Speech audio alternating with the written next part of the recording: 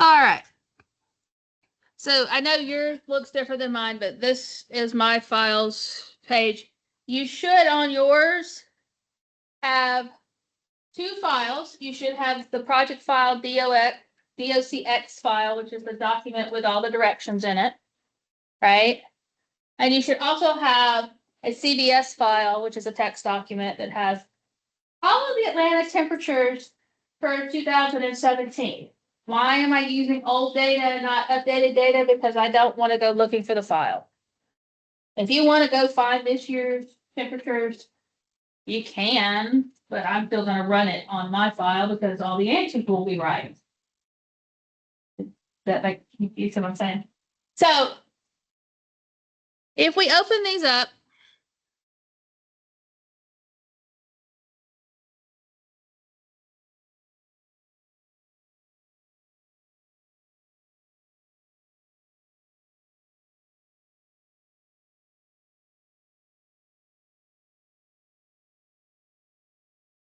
all right, so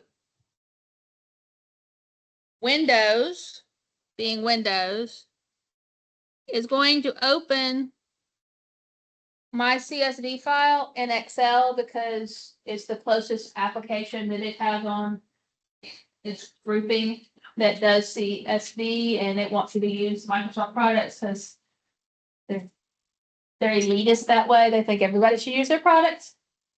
If you don't want it to open in a spreadsheet, you can right click on it and say open as and use, or you open with and use Notepad. So this actually is stored though. Show you. I right click and open with, use another app, Notepad. It's comma separated data, right? Which is what we know how to deal with. This data doesn't have any headers in it. I didn't put any headers in it. So let me tell you what it is. Just to make, not that, I'm pretty sure you can figure it out based on the fact that I told you that it was the Atlanta temperatures. You've got the date in the first column. You've got the high temperature for that date in the second column, and you have the low temperature for that date in the last column. Right?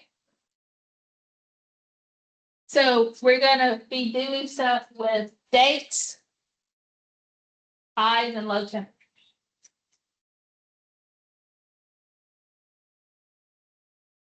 And had we learned tuples already, we could read these in as tuples and do it differently, but we haven't, so you can't use that. This is the project that I catch the most students historically cheating because they try to use things like lambda functions and tuples and dictionary functions that we haven't covered. If I see the word lambda in any of your files, I'm not giving you a grade for it because we haven't covered it, therefore it's off limits. I said that clearly enough for everybody. All right.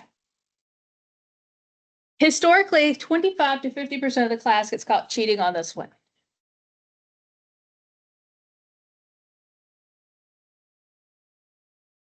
Don't be that person. I will give you a 0. And if it's the second time I've caught you cheating, I will give you an academic write-up to the powers that be outside of my department for academic dishonesty. Don't make me do that. I hate doing that.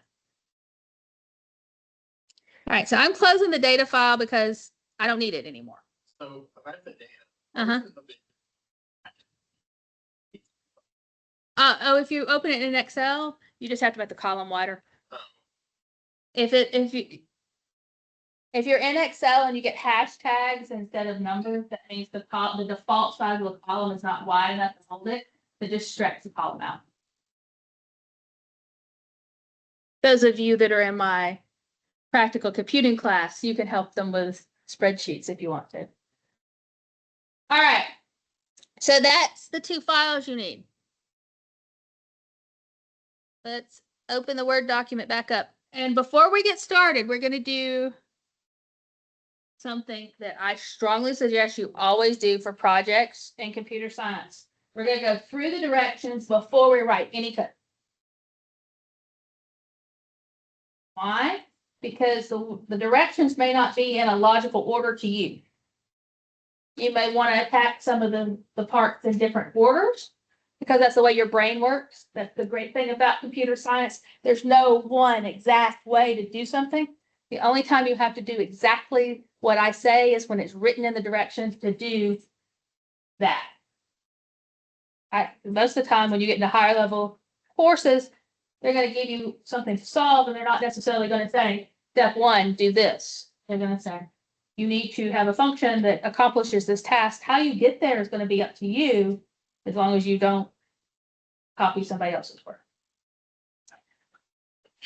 That's what I find the most fun about computer science, is I can do it my way. So this project, unlike the previous project we did, is only broken into 2 parts.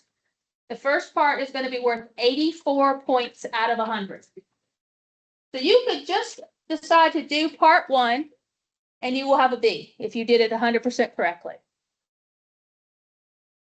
Part 2 is worth 16 points, and you may or may not choose to do it. Part 2 is harder than part 1. Do not start any of part 2 until you have part 1 working. If you do not get at least 70 points, I think it's what I said. Somewhere in here it says something about that. Anyway, if you don't get a minimum number of points in part 1, I am not going to grade part 2. 60. If you do not earn at least 60 of the 84 points and you continued on to part 2, I'm not going to look at it because you shouldn't have gotten there. Does that make sense?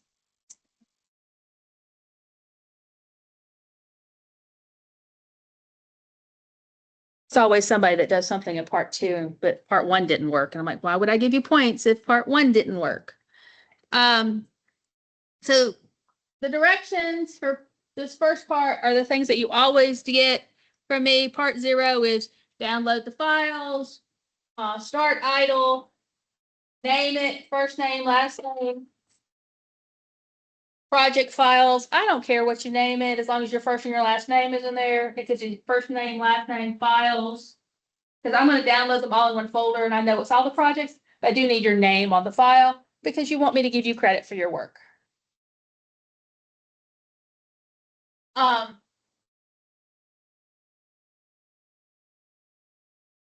You have to have a main function.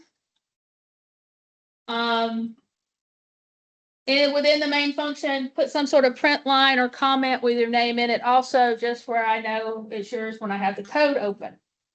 Because as Zeke can tell you, I was in the middle of grading something when he came into my office and started talking to me, and I had to stop and regroup when I was done. He was up there earlier today.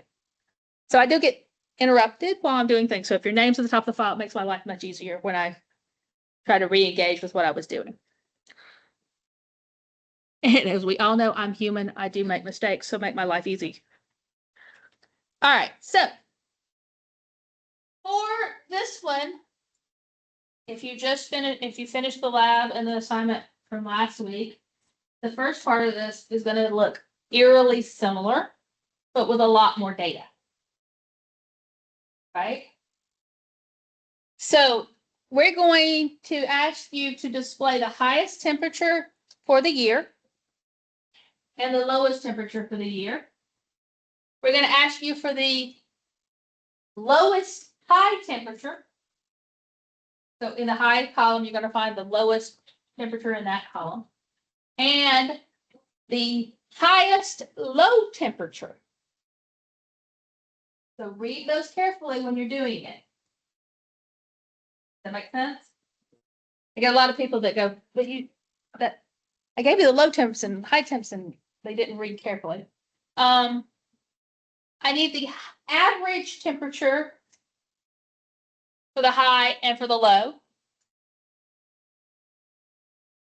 So far, this looks a lot like what you did with the golf scores and with the grades we did, right? Just on a bigger scale. Then you're going to count the number of low temperatures that are below a threshold. The threshold is going to be given to you by the user. So you're going to have to ask the user to type in a temperature for the threshold. And this is also where people get confused. I need 2 thresholds, one for the high and one for the low. You're going to ask the user 2 questions. What is the threshold for the high temps? What is the threshold for the low temps? And I'm being really specific about this because when I don't point this out, people read it and I get 1 temperature and they don't ask the question twice. So that's part 1. That's number 1 under part 1. This is all, you have to read the temperatures in and then manipulate, get stuff out. Pretty simple, pretty straightforward, in my opinion. And that's all you have to do for part 1. Now, this looks deceptively short and deceptively easy because I didn't in there specifically tell you that you had to go open the file and you read the file in and strip the file down and convert the numbers into numbers from strings, right? I'll have to go back to lab and assignment from last week and grab that information and transfer it into this one.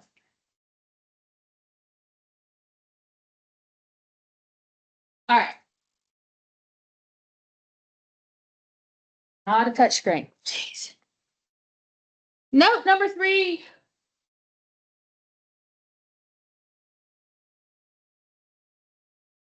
I would encourage you to upload what you have completed to Moodle at this point. You can submit into Moodle multiple times. Use it as a place to save work, especially if you're working really close to the deadline and you haven't submitted yet, or you think you might fall asleep the next, and not get submitted. At least upload what you've got where you get partial credit. Just make sure whatever you upload runs. It doesn't have to be complete, but it does have to run. No red error, no syntax errors. So you could upload it and just name your file that you upload part 1. And then I know that you got part 1 done. And what that gives me is if your next submission is wonky and for some reason it won't run, I can go back to this one and at least give you credit for part 1. So if you attempt part 2, I have a working 84 points worth of code that I can go back to. Yes? Keep forgetting and walking away from the computer. Hopefully I'm not messing up the audio on this. All right, part 2 adds another layer of complexity to this because you're going to have to add to your statement what date the highest temperature was and what date the lowest temperature was, and so on and so forth. So you're going to add the date to that temperature. This adds complexity because the only thing I've taught you to do is read them in and put the information, each column, into its own list and manipulate it. So you'll have a dates list, you'll have a low temps list, you should have a high temps list. So you'll have to keep up with what position in the list your high and your low was, where you can go get the date out that matches with it. Or you have to get it out at the same time or you're on the same row. That makes sense? So, is it hard? Not exceptionally. Is it tedious? So there's going to be some extra variables that you might have to keep up with. There's going to be some extra logic you might have to think through on that. So that's a little bit more complex, but not hugely more. But the second part of part 2 is going to have you output each month's data. So you're going to break it down into months. So the example output shows you January's highest temperature, January's lowest temperature, the average for January, and the high and low for January. Now, that's a little bit more thinking. And if you notice, we haven't taught you about date objects. You could go learn about date objects if you want to, because we have talked about data types. So that would be fair game for you to use a data type. Or you have to realize that how many days are in each month, and then you can break it up by that range, because January has 31, so 0 through 30 index numbers in your list is January. So this is where you have to use some creative thought and figure it out. Yes. So for style is. Oh, it's gonna be ugly code. I guarantee you this is gonna be ugly code. Because I haven't taught you cleaner ways to do it. So you absolutely can use helper methods or functions. Sorry, methods is Java. You can absolutely create extra functions. You absolutely should not do this all in main. You absolutely should have functions for some of this. You are almost finished with this, so do not write all this in one great big main function, or I will dock you style points. You should have a function, and I didn't spell it out here because I'm trying to get you to do some of this on your own, but you should absolutely have a function that opens and reads the file. You should absolutely have a function that finds the highest temperature of the year. You absolutely could have a function that finds the lowest temperature. And if you write it correctly, when you get ready to break it down into months, you can take that subsection and run highest and lowest on that subsection. Yes.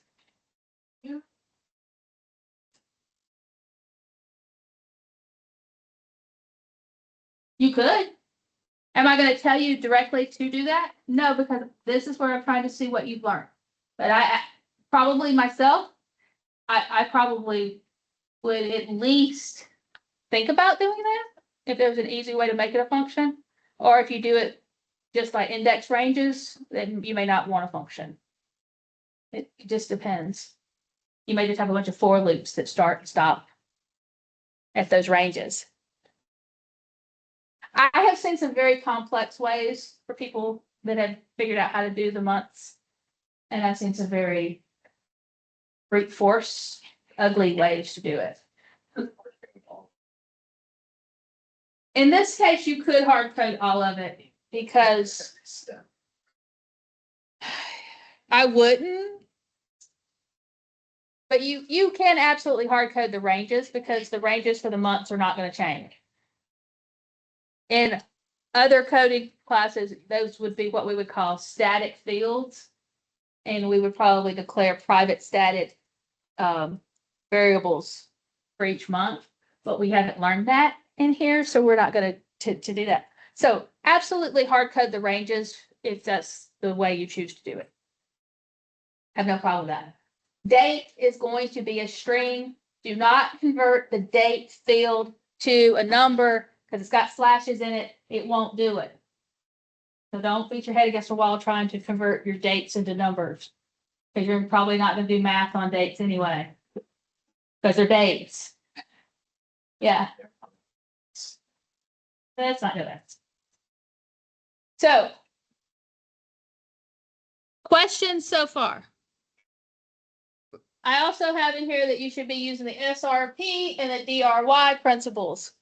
Anybody remember from back in week 1 and 2 when we talked about SRP and DRY?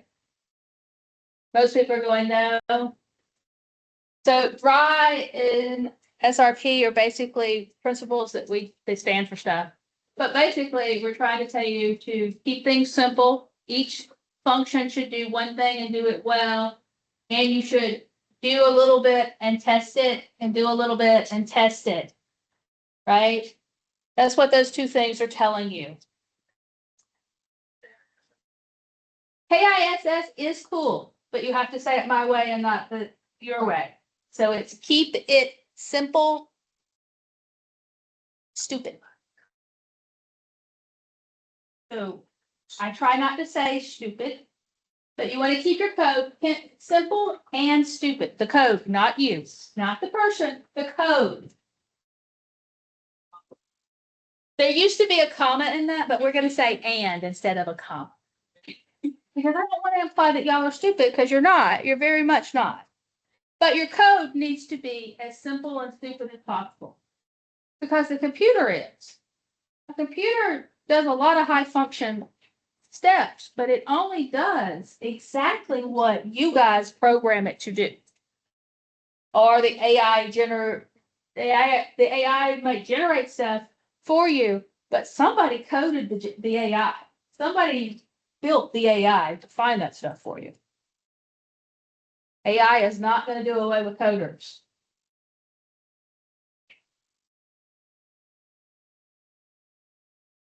Unless it takes over the world and then we're in trouble. Like this. I don't want to talk about Skynet today. I will say, please be very careful when you're using AI. There has been proof that an AI program helped convince a teenager that he should kill himself.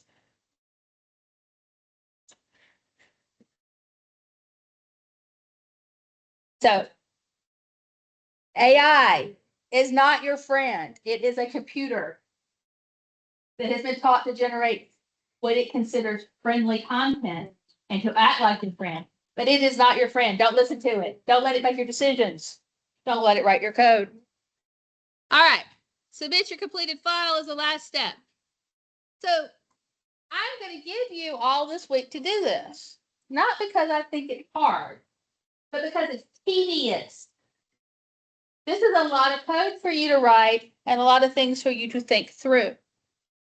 I am not writing this code for you because I wrote the stuff you needed in lab to get you started on this. Will I stay in here this entire class period to help you? Absolutely, but the training wheels are now off. I am not starting your projects for you. I'll talk you through it. I'll let you talk to your classmates, but I am not going to stand up here and have you follow along coding today. I know, evil me, sorry. But it's time. You're all programmers now. You're the 3/4 of the way through this class. You're going to be Python experts. Okay, Python novices. How about that? I'm not a Python expert. I won't even say that. All right. So that is where we are on this right now. I'm not going, like I said, I'm not going to do code for you today. So I'm going to turn the video off at this point. I will answer questions if you, I strongly suggest that you have 40 more minutes with me, that you do not leave here until you've got at least some of this started and you have the file opening properly and reading in properly. In the past assignments, you've only been concentrating on one column of data. And this project, you're going to have to use all 3 columns of data. So you might want to think about that as you're building your open and read function. You might want to just go ahead and have it separate all 3 columns into lists for you now. That's the reason I say read it through first, because if you had just read the first part, you might not have realized you were using all 3 columns. So save you a little bit of time. You don't have to backtrack. All right. So I'm going to stop the video now unless somebody has a pertinent question that might be useful. Yes, sir. What's Moodle? Oh, sorry. Coursera. Sorry. On our other classes, we don't use Coursera. We use Moodle. So if it says everywhere it says Moodle, just substitute Coursera. Because sometimes I teach this class in Moodle. Sometimes I teach in Coursera. All right. So if it says Moodle, do Coursera. If it, sorry,